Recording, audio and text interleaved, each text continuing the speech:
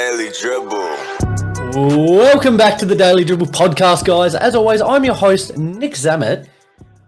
I tell you what, I'm really looking forward to this episode. I kind of just needed, this off season, the news has started to dry up. You need something to kind of fill your cup up to keep you going. Last week was it for me. I had a heap of fun releasing that episode, doing my top 10 players heading into next season. And it was wicked just to have all that engagement from you guys. Plenty of debates, plenty of questions. It was really enjoyable. So I'm certainly looking forward to this week's episode. Got a lot to get through. I'm going to rattle through a couple of quick odds and ends from the NBA, the NBL. I'm then going to kind of off the back of some of the points from last week and a couple of other conversations I've had over the course of the last couple of weeks. I've posed a couple of hard-hitting questions to myself that I'm going to try and tackle, ranging from the Lakers to next season's title favourites. Couple of questions to get through that I'm really excited to answer, that I'll get into shortly. Before I do so, though, guys, a big shout out to both the Spotlight Sports Network and The Cover.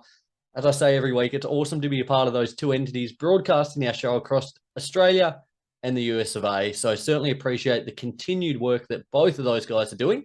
As well, guys, be sure to stay up to date with all of our socials: Instagram, Facebook, YouTube, Twitter, and TikTok. It's as I said, it's been awesome. The level of engagement this week, had a heap of fun, chopping it up with all you guys out there. So keep it coming. Be sure to have plenty more questions, plenty more talking points, plenty more reels, all that kind of thing for you to engage with this week. So certainly appreciate it. Keep it coming. Now, I mentioned last week the potential that I might have been joined by a guest this week, none other than the Jack Jumpers' newest recruit, Isaac White. Due to just a bit of a conflict in schedules, I know he's a very busy man. We're hoping to tee that episode up for next week. So be sure to keep your eyes peeled. Hopefully that all comes to life. Don't hold me to it. The schedules are forever changing. He's, as I said, a very busy man, but we're going to try and get that one teed up for next week. Fingers crossed. So certainly looking forward to that. As I said, just quickly, I want to keep it coming. I used the word contentious last week, and that's probably the best word to describe last week's show. It was a contentious topic, naming my top 10 players for next NBA season. It brought around a lot of debate. I had a lot of people questioning my decision on Ja Morant, as to why Dame Lillard wasn't in there. Where Zion, was Kawhi too high? Did I kind of slack on Luka a little bit? Lots of talking points to come out of that one, so be sure to keep the engagement coming. I'd love to continue to chat with you guys about that one. Let's get into it, though, guys. I've got some quick odds and ends. We'll start on the NBA front. Now, a really exciting bit of news here came out during the week. Slamball will be returning in the summer of 2023. So next summer, for the US listeners, around that June, July, August mark, Slamball will be returning. Now, for any of our Australian listeners out there, real OG ones, I used to watch this one. There was a channel, when would it have been? What year? Was it like 2011, 2012? Maybe a little bit earlier. It was called 1HD, and they were kind of just a dedicated sports channel. It was a bit of a game changer here in Australia. I remember they had the Hilltop Hoods. It was Still Standing and Chase That Feeling. It was kind of like the two anthems for that channel. Which are very fond memories of that. I used to really get into Slamball. For anyone who hasn't seen it, it's essentially basketball, but on trampolines, but you can tackle. That's kind of the gist of it. Be sure to have a look at it on YouTube. There's plenty of clips floating around. It is one of the most exciting sports going around. I'm so happy that it'll be returning. I'm certainly going to be keeping a very close eye on it, as I'm sure a lot of you guys out there will. We might have to do a bit of a dedicated Slamball segment every now and again if it really gains some traction.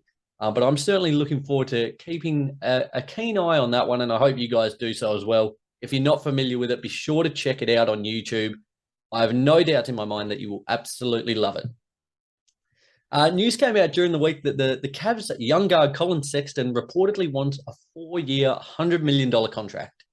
Now, he recently declined a 3-year, $40 million deal. It's a big discrepancy there. He wants $25 million a season, give or take. Back end's going to be a little bit more. The Cavs essentially offered him $13 million a season. He played 11 games last season, yet in the 2020-2021 season, he was averaging 24.3 points, 3 rebounds, and 4.5 assists a game, plus a steal. He was doing a bit on both ends of the court that year. Now, this is a funny one for me because I believe he's a really quality young player. I still have Sexton stocks. I believe in him. I certainly think Garland's ascended as that number one guy that the Cavs will be building around. But I still think there's a role for Sexton within the squad. Now, I would love to see him. It takes a big man to do it. I would love to see him embrace a sixth man role and really just be the focal point, the driving force of offense for that second unit. I think that's a spot that could really bode well for him and for the Cavs moving forward. Like you look at their squad, if that were to eventuate, how's this? Garland, LeVert, Markkanen, Mobley, and Allen as your starting five. Super, super solid there and only going to get better as they progress. Then you've got Sexton, Kevin Love, Ricky Rubio coming off the bench. That's really, really solid. That's a solid eight-man lineup. That's without mentioning Robin Lopez, Chetty Osman. That would be just a perfect spot for him and the franchise, I think. I'd probably have to come to a middle ground on the actual contract value. I think he's probably worth more than $40 million over 3 years, but I don't think he's worth $25 million a season. If you could get him at, let's say, 4 years, $70 million, a little over 17 a season, I think that would be a really good deal for both parties. I think the Cavs are in a really exciting space. I really think I was probably the Cinderella story of this season. And I hope that continues to progress. But for my eyes, I don't think they could coexist now with Garland and Sexton in the starting lineup. I think Garland's the guy. Garland is the guy. If you complement him in the backcourt with LeVert, really exciting, really dynamic. You get Garland, who's more of a pass-first playmaker. He continues to put up points, but he's a pass-first playmaker there, whereas LeVert can be your offense-based, get to the bucket. It's a really good tandem between the two, and I think Sexton in that sixth-man role would be spot on. So let me know what you think. Let me know what you think about that one. Is Sexton going to stay with the Cavs? And if he does, would you like to see him in a sixth-man role as I would as well? During the week, I put up a post on our socials about this one. The KD saga rolls on. We had during the week, he posed an ultimatum to Nets owner Joe Tsai. It was either move forward with him or move forward with head coach Steve Nash and general manager Sean Marks. Now, it just feels as if we're in a bit of a stalemate at the moment with this situation. The trade rumors have started to die down a little bit, but it just feels like we're stuck in no man's land once again at the minute. I think, to be honest, if you're in the Nets camp, you've got to be thinking, well, if it's between the two, the ultimatum's been posed. We've got to move ahead with KD. Now, I say that purely for the fact that despite him being 34, despite him having a history of really bad injuries, he is one of, if not the greatest scorers in the history of the NBA. He's an all-time talent. The franchise can be built around him. No questions asked. Whereas you're looking at your general manager and your head coach, huge fan of Steve Nash. That being said, he hasn't really been a coach for the last couple of seasons, has he? You know, you look at KD, you look at James Harden, you look at Kyrie Irving, those personalities, they have been the ones who have run that franchise, and it's pretty much been left in their control. So therefore, I don't think losing Nash as a head coach is too big of a loss. And if they were to keep KD, you know, with KD alone, that's a really formidable squad. Whoever you put around him, it's irrelevant. That's how good he is. But if they keep KD, hopefully a healthy Ben Simmons comes back, a healthy Joe Harris, a healthy TJ Warren as well. You know, time will tell how the Kyrie situation plays out, but that's the makings of a really strong squad right there. Really exciting squad on both ends of the floor as well. You know, the length of KD, huge. The defensive acumen of Ben Simmons, second to none when he's actually on the court. You know, I still think if that were to play out, they're going to be right back in the mix. I'm certainly just eager to see how this finally plays out. I'm kind of sick of the rumors now. I think the time is now for a move to actually be made, whether it's Boston stepping up, whether it's Toronto stepping up. It needs to be ironed out. Likewise on the Kyrie front as well, especially for the Nets. You know, what are we now? Middle of August? You there's not that long till the season starts. Really, there's not that long, and their whole team is in disarray just because of these two big players. There's no clear direction in which way they're going at the minute. But if I was the Nets, just to come full circle on that one, I would be saying to go with KD. Kyle Kuzma.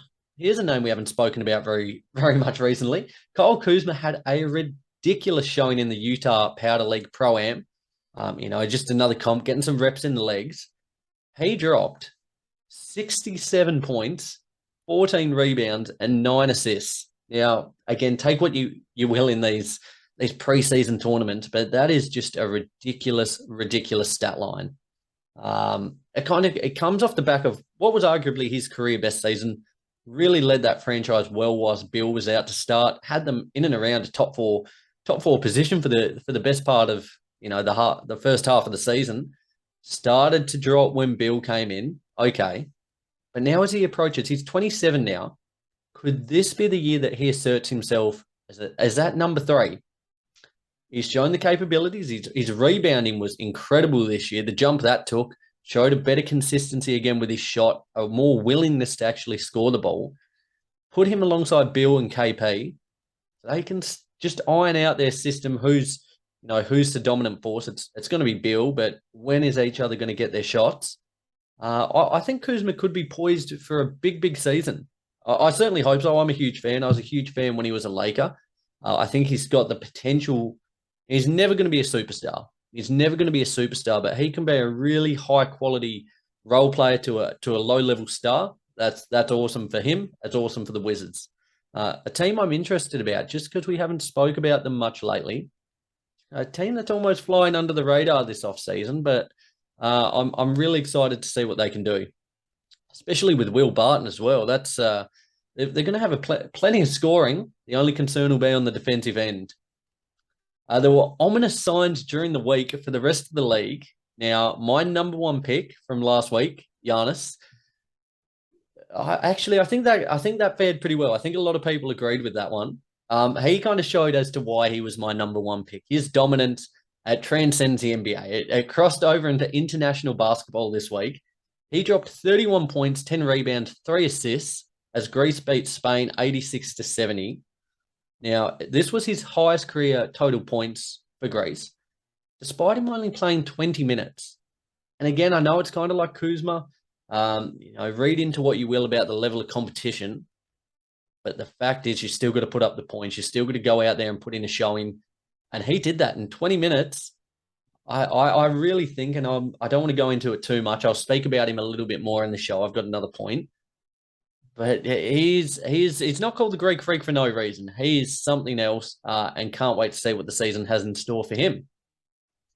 Let's transition to the NBL now. I've got a couple of quick points to rattle through. Now, per Joe Varden of The Athletic, Bronny James in the fall of 2023 will be either playing in college, the G League Ignite team, or the NBL. This per Joe Varden, The Athletic, a very reputable source. They are the 3 options at the minute that are looking most likely. Now, for me, I think the G League Ignite team has been a raging success so far. It's awesome to see Dyson Daniels and a multitude of players in its first season coming into the league. That's fantastic. College ball, that roots, it feels like a dying entity to a certain extent. But the NBL, now I've mentioned it time and time again, it is a breeding ground. It is outside of the NBA, one of the best leagues in the world. I'm sure I need, where's Roe with my dollar jar? A breeding ground. That's I'd be filling up very, very quickly there. I think this is his best route. Now, if it were to play out, Melbourne United, or as much as I hate to say it, shout out to the boys from the Fifth and Dribble podcast, the Sydney Kings are the 2 most likely destinations, just given the market size that they both possess. But I think in terms of, now we saw the impact that LaMelo Ball had on the league, the impact that even Josh Giddey had on the league, even though he was an Australian born. Having Bronny James come over here for a season, I think would just put the league in a different stratosphere. Despite what Bronny does on the court, it's almost irrelevant. The fact is that name, and I guess the time with LeBron there, is just going to be phenomenal. He will be the league will just shoot to a different level in terms of viewership, in terms of commercial success. I really think for him it would be beneficial. I think for the league it would be huge. I reckon go for him at all costs. And I really think for his development, like he's put on a heap of size lately. Let's see how he goes against grown men. Let's see if he can mix it with some of the best in the world out there. I would love to see it. I'd love the opportunity to see him in person. But watch this space. Bronny James, potentially in the NBL in 2023. How exciting. A few more trades went down during the week as well. We had Adelaide adding guard Craig Randall II to their squad. He was last season's most improved in the G League, comes with a great pedigree, NBA experience. They also added centre Deng Akuth, played with the Southeast Melbourne Phoenix, balled out in the NBL 1 last season, our kind of reserve league. He put up 10 points, 9 rebounds, 2.7 blocks a game.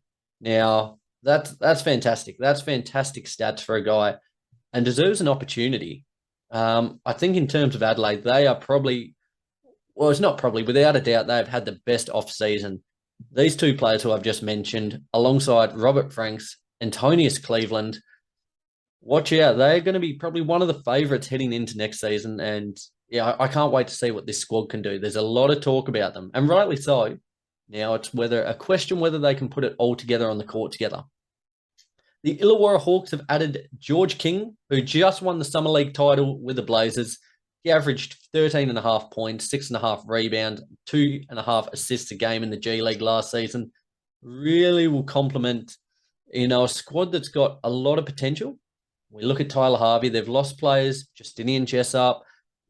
They've lost quite a lot of players, but they've still got a lot of talent in that squad. And what King will do there is just boost it immensely, as will adding point guard. So to complement Harvey in the backcourt there, Justin Robinson. Now he's 24 years old. He's played 43 games in the NBA. Again, just having that guard who's been at the highest level. Experience is key, and he's going to bring a whole host of it. King, Robinson, Tyler Harvey. That is a really good core of a team that should be in the finals, should be in the playoffs at least.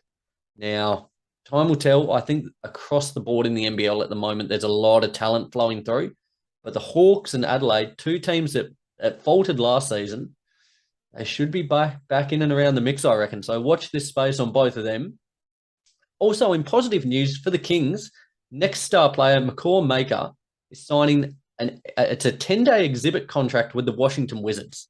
Now, I wasn't too familiar with this contract. I've heard of a 10-day contract, but I guess it's essentially the same as an exhibit contract. It's a new one to me, but it's more than likely that he'll spend the season in the G League with the capital city. Awesome for him. A young guy gets another opportunity at potentially making the big league. I think he'll flourish in the G League and hopefully gets a crack. You hate to say it. You wish for injuries for no one, but if injuries and certain circumstances were to arise, I'd be awesome to see him get a crack this season with the Washington Wizards. Tell you what, the NBL, what are we? We're about 8 weeks away from the season tipping off. Again, I'm probably a couple of weeks away from doing a bit of a season previewing all the teams. Hopefully have Isaac White on next week to talk Jack Jumpers. Things are heating up. It's going to be a really exciting season. I hope you guys, if you didn't take me up on it last season, I hope you take my advice this year and really get onto it. If you're from the US, from Australia, we've got listeners globally. So, if you're craving a bit of ball, you want something else to add to your sporting diary? Let's go diary. Check out the NBL, guys. I'm absolutely buzzing for it. Let's move ahead. The Daily Dribble. As I said, at the top of the show, I've got a couple of questions here. A few were posed to me during the week. A couple off my own accord, just through different articles I've read over the last few weeks. I've come up with a couple of questions here. There's only a few that I wanted to tackle. I want you guys to let me know what you think of my answers. As I always say, you guys make the show. Drop your thoughts. Had a heap of fun doing it with you guys this week. Discussing my picks. A lot of fun. So let's get into some of these questions. Now, the first one that I've got here posed is the Eastern or Western Conference stronger? Now, in years gone by, it was very, very easy, this question, just to say the West, flat out, unequivocally done and dusted. But I think this is probably the closest in a good decade that the East has been. I find the East really, really exciting now. The depth of talent it has is unparalleled. As I said, in the last decade, this is probably the best the conference has looked. You could, across all 30 teams within the league, to be honest, you could probably name at least one good thing about each team. Even some of the worst teams, let's look at our Houston Rockets. Jalen Green looks really solid. They've done the rebuild the right way. They've got a host of assets. They're building in the right direction. The Magic, really solid that young core there. Cole Anthony, Suggs, Markel Fultz, Franz Wagner. Good things happening there. Let's transition to who are one of the other lowly teams. The OKC. Wow. Well, they're just their trajectory for growth it's almost vertical. Like, I expect big things for them in the next 5 to 10 years. They've done the rebuild. What Sam Presti has done over there, the absolute war chest of assets they have is just ridiculous. But just granted, just those three teams, just quickly, easy. Very, very easy to name one good thing about every team in the league, I would say, which is exciting. And I think in terms of top-tier talent, the East, we're looking at the Bucks, the Celtics, the Heat, the 76ers, are matching it with the top couple of teams in the West. Your Warriors, your Suns, your Mavs, your Clippers, the list goes on and on in the West. But I think in terms of top-tier talent, they're pretty well on par. I just think where the West is a bit stronger is from that 4 to 10 mark. Nevertheless, it's still exciting. I think the East, even the Knicks, the Bulls, the Raptors, are really, really competent teams. And I think there's going to be quite a lot of curveballs this season. I would still, I guess, in answer summary to that question, I would say the Western Conference is stronger. But I think this is the closest the East has been in a long time. And to be honest, I'm probably almost more excited for the East just because I think there's more potential for a team like the Hornets or like just rattling through, like the Bulls, to cause a bit of an upset. Whereas I think in the West, the top tier teams are just going to be too good. I'm super excited about the East. Let me know your thoughts on that one. I'd love to hear what you guys think. I might even do a poll on that during the week. Do you think the East or the West is stronger? Would love to hear what you guys think out there. That ties in with my next question. Who takes out the title? An early prediction. I've got here a list of three. I think it'll be the Warriors, Bucks, and Clippers is probably my three favorites at the minute. Now, they probably haven't gained enough chatter over the last month or so, but I think it'll start to ramp up for the Clippers. Their squad I spoke about with Matty B a few weeks ago from the Fifth and Dribble. They're in such a good position at the minute. The depth of talent they have is arguably them and the Celtics probably the deepest teams within the league. Adding John Wall, their guard depth, it's bolstered. That's awesome. Healthy PG, healthy Kawhi coming back. Norman Powell, Robert Covington, Zubac, Terrence Mann, Batum. The list goes on and on and on for them. Marcus Morris, it's just ridiculous, the abundance of assets that they have. And kind of, it feels pretty similar to what I said a few weeks ago.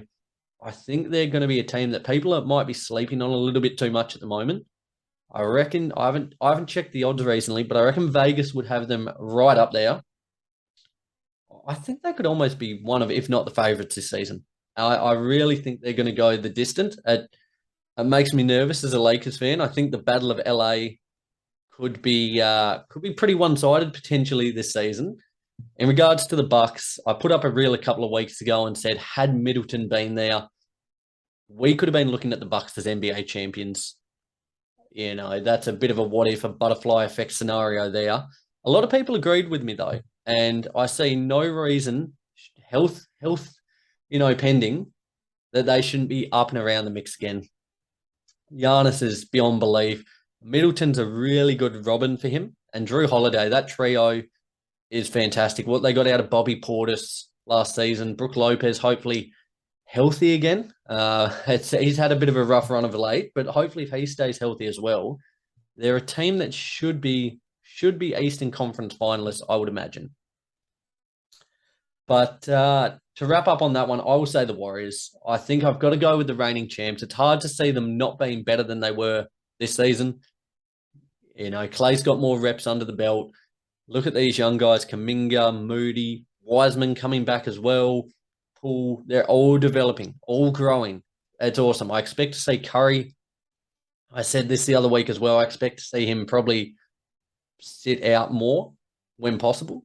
I reckon load management will be a bit of a factor for him. Save him for when it matters most. As I say, get more reps in those legs for those younger bodies.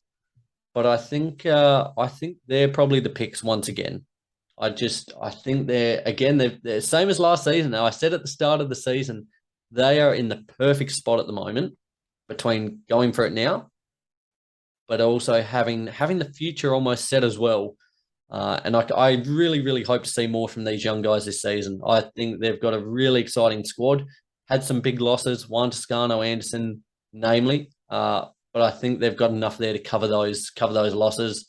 Gary Payton, I think it wasn't ideal losing him, but that's just part of the game. Someone will step up, next man up mentality. It's what they've prided themselves on the last few seasons.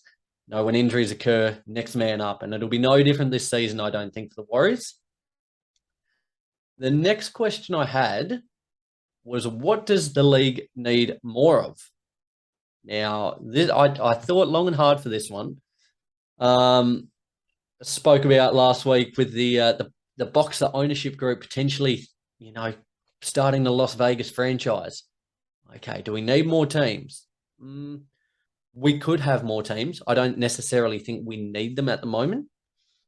Do we need a rule change? Do we need less timeouts? I'm all for that. Just increase the speed of play. Do we need a time limit on reviews? Yep, absolutely. Can we refine certain aspects of the actual product like that? 100%.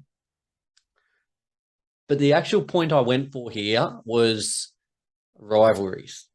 I think rivalries in any sport are absolutely key. You look at tennis. We've had the Federer, Nadal, Djokovic rivalry having the most Grand Slams in history. It's been absolutely enthralling to see how that's all played out over the last decade. You look at soccer. We've got Ronaldo and Messi, just, you know, two of arguably, if not the greatest players of all time, duking it out at a level unseen before. You know, two players doing what they've done for the amount of time they have, incredible. It's absolutely remarkable. You know, you can look at every other sport pretty much in the world. Every sport has in the history has a really great rivalry. And I think at the moment the NBA is lacking that. Now, we saw during the week DeJounte Murray and Paolo Banchero, the situation play out during the Jury League there. I won't go into it too much. It's been plastered across social media the last few days. Check it out if you haven't. It's pretty funny stuff. But just that little bit of tension. Now, I think it's one thing. They're doing a lot of barking. A lot of players do a lot of barking on social media now. I want to see that passion translate on the court. We need more Magic versus Bird. We need more Isaiah versus Jordan. All that type of stuff, it really captures the attention of fans. It captures the attention of fan bases. And I think at the minute, that's what the league is lacking. Now, I'm trying to think just off the top of the head what a good one would be. Obviously, Ben Simmons against Philly, that's wicked. We see Trae Young against New York. Yeah, it's rivalries that are building, but I just want to see one really command the attention of the market. When that game's coming up, all eyes are focused on it. You know, when Magic faced Bird, it was just, you know, you watch The Last Dance as well, Isaiah and Jordan. These are rivalries that capture not only those fan bases, but capture the whole NBA as a whole. So I think the league needs that, and that's what I would be hoping for moving forward. The next question I had here was, is LeBron good enough to make the Lakers relevant again? Whew. It's a tough question. We've got the big man back there in the background. I've got the Lakers jumper on today. This is a really hard question. Now, reports came out during the week that Darvin Ham had a meeting with LeBron and Rob Pelinka. Ham stated that they want the offense to run through AD, and apparently LeBron was on board with it. Now, I think that's a must. I think it's got to be the time that AD steps up. He needs to be hungrier on both ends of the floor and really assert himself as that number one guy. It's what are we talking? LeBron 37 now, 38, 37? He can only do so much. He needs some running mates with him at this point in his career, and AD has got to be that guy. If you're named in the top 75 players of all time, you've got to start acting like it. There's still the big Kyrie Westbrook situation to play out. Again, from all reports, the Lakers are really looking to go for it now, offering the maximum amount of draft picks that they can for this one. So don't be surprised if we see some action over the next few days on that front. But it's really a big portion of this is going to be on Reeves. It's going to be on Horton Tucker. It's going to be on Lonnie Walker. At the minute, it looks like Reeves and Horton Tucker will be the starters alongside Westbrook, AD, and LeBron. So a big responsibility is going to be on their shoulders. Likewise on Lonnie Walker and Kendrick Nunn. Now, Kendrick Nunn, we spoke about the other week, Matty B and I, that Kendrick Nunn is the idea of Kendrick Nunn is good. The reality not so good. I'm hoping that the reality will be better this season because they need guys who can score in this second unit. We saw flashes in his time with the Heat. Likewise, Lonnie Walker with the Spurs. They are going to have to carry and drive offense when LeBron's sitting, when AD's sitting, when Westbrook or Kyrie's sitting. That makes me nervous. I think they look, on paper, shallower this season. I think they've got to be pushing for home court. They have got to be in and around that mix. They've really got to capitalize on the last few years of LeBron. Really go for it. I think LeBron is still in there in the top couple of players within the league, but as he gets older, certain restrictions with the body, he can only do so much. So the question was, is LeBron good enough to make this Lakers team relevant again? Yes, he is, but he can't do it alone. Now, I think they've got to be pushing for home court. In reality, I see them as a 5th or 6th seed. It's a big year. It's a big mountain to climb. I'm interested to see how they go, though. I think they're probably a little bit thin on shooters at the moment. I think they're a little bit thin just in center minutes. So I'm interested to see how it plays out with the Lakers. They've got a lot of expectations on their shoulders this year. Let's move ahead to the final question I had here. It was in regards to Giannis. And the question that was posed was, is Giannis heading towards a top 10 place in history? Once his career is over, is that the trajectory we're looking at the moment for him? Now, it's absolutely ridiculous to think he's 27. I'm gonna read out some accolades here. I just want it all to sink in. I won't go into points. I won't go into things like that. But these are some of the accolades that this 27-year-old has. He's an NBA champion. He's a finals MVP. He's a 2-time MVP, 6-time All-Star, All-Star Game MVP, 4-time All-NBA first team, 2-time All-NBA second team. He's a Defensive Player of the Year. He's a 4-time NBA All-Defensive first team. He's an NBA All-Defensive second team. Won the Most Improved Player in 2017. Made the All-Rookie second team. He's in the top 75 players of all time. All whilst only being 27 years old. He is just entering his prime. Not since Shaq have we seen a more dominant force.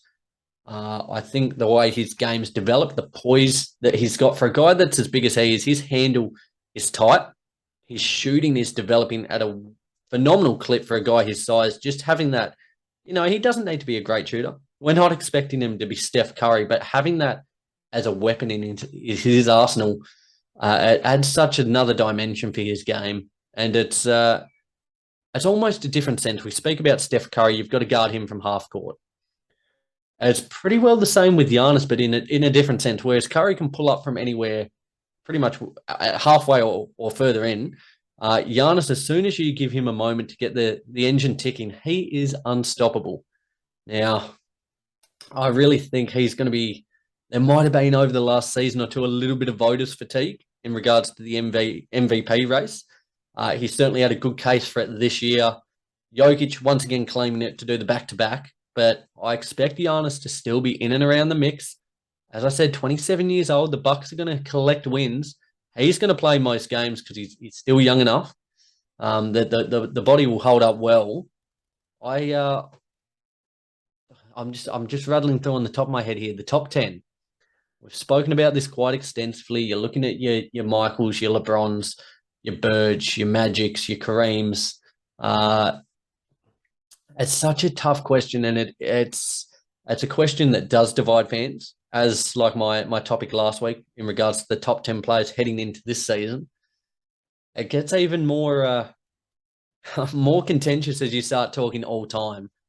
But if he continues at this current trajectory, he's got another probably 4 years of being in his prime, 4 to 5, even 6 years of being really in his prime, and another 10 years probably of dominating the league. You're talking possibly another 2 or 3 MVPs, another couple of titles. I think he's going to be in and around the mix. At the minute, I would say no. Just as an answer to that question, I would say no, he doesn't make it. But I would not be shocked to see him do so. Ask me in a year or two. I just think at the minute, we're seeing Steph Curry get into that conversation. He's doing it with 4 titles. Giannis has got to win probably another 2 or 3 to really start making legitimate waves. I certainly believe he can do it, but the league is so strong now that it's going to be difficult. But if he continues at the rate he is in terms of scoring, in terms of accolades, he is well on track. That's a point I'd love to hear from you guys out there. Do you think when it's all said and done, will we be saying Giannis is in the top 10 players in NBA history? I would love to hear your thoughts on that one, guys. So let me know. Okay, there you have it. There's a couple of quick questions that were posed to me throughout the week through different channels via message. Questions from myself that arose through different articles I'd been reading. Had a heap of fun answering those ones. Now, over the next couple of weeks, we'll probably look at doing a bit of a mailbag segment. So I'd love for you guys to start pondering, getting some questions ready to shoot at me. They can be basketball or non-basketball related. I certainly love tackling all of those.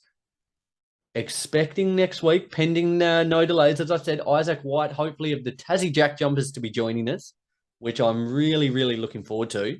We've got big things in the works. Hoping the boys, Ro and Lee, are still enjoying their time off. Holding down the fort here, getting sore shoulders, but that's okay. Someone's got to do it. Guys, as I said, I certainly appreciate all the support. My call to action last week was if you've got someone, a friend or family member who might be interested in basketball, even semi-interested, send them the way of the Daily Dribble. Certainly very appreciative. Once again, reiterating that this week. So if you've got, your neighbors, cousins, great aunt who might be semi-interested in basketball, send them our way. We'd love to have them on board as a listener, get them involved with the show, and certainly means the world to me. Guys, as always, big shout out to the Spotlight Sports Network and The Cover. Continue to stay up to date with all of our socials for when the latest news from the NBA and the NBL breaks. I tell you what, I can't wait for next week. A big episode in store. Keep your eyes peeled. Hoping to be joined by none other than Isaac White. Till then, guys, take care and have a great week.